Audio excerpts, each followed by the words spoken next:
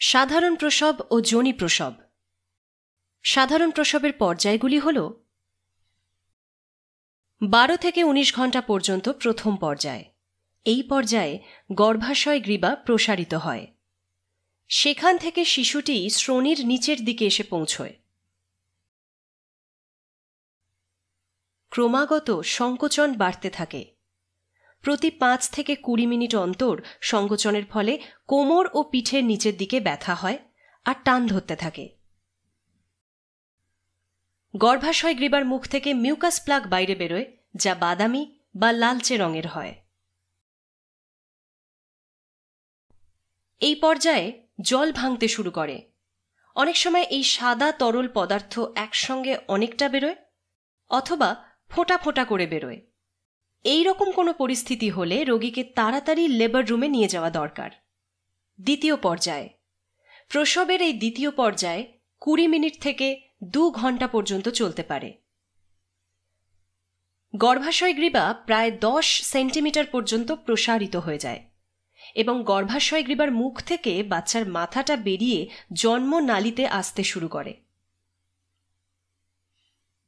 সংকোচন হওয়ার সময় মাকে আরও জোর দেওয়ার জন্য বলা হয় এবং মাঝে মাঝে আরাম করতেও বলা হয়। সাধারণ প্রসবে বাচ্চার মাথা মায়ের পিছন দিকে ঘুরে যায়। প্রসবের সময় গর্ভাশয় 2টো জায়গায় বেড়ে যায়, যার সক্রিয় ভাগ বাচ্চাকে নিচের দিকে ঠেলার জন্য সংকুচিত হয় আর নিষ্ক্রিয় ভাগ বাচ্চাকে নির্ঝঞ্ঝাটে বাইরে বের করার জন্য প্রসারিত ও আলগা হয়। বাচ্চার মাথা বেরিয়ে আসাকে ক্রাউনিং বলে। এই পর্যায়ে শল্য চিকিৎসার মাধ্যমে যোনির এক অংশের চামড়ায় ছেদ করা হয়।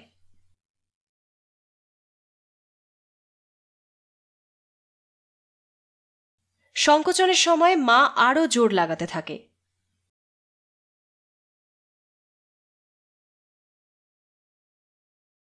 জন্মনালী দিয়ে বেরোনোর সময় বাচ্চার মাথা কিছুটা লম্বা হয়ে যায়। বাচ্চার জন্মের কিছুদিন পর বাচ্চার এই লম্বা হয়ে যাওয়া মাথার হাড়গুলো আবার সঠিক আকৃতিতে ফিরে আসে।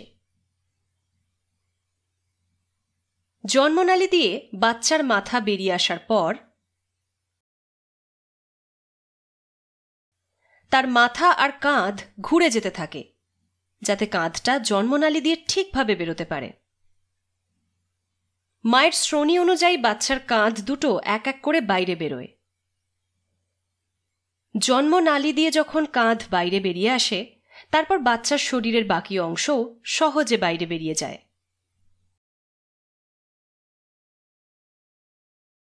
বাচ্চার জন্ম হওয়ার পর ডাক্তার বা দাই নাভিরজ্জু কেটে দেন।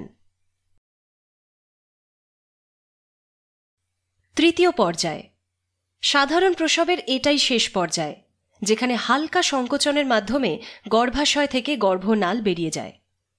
এই পর্যায়ে স্তন্যপান ও সদ্যজাত শিশুকে স্পর্শ করার মাধ্যমে মা ও বাচ্চার মধ্যে এক নিবিড় সম্পর্ক গড়ে তোলার জন্য মাকে উৎসাহিত করা হয়।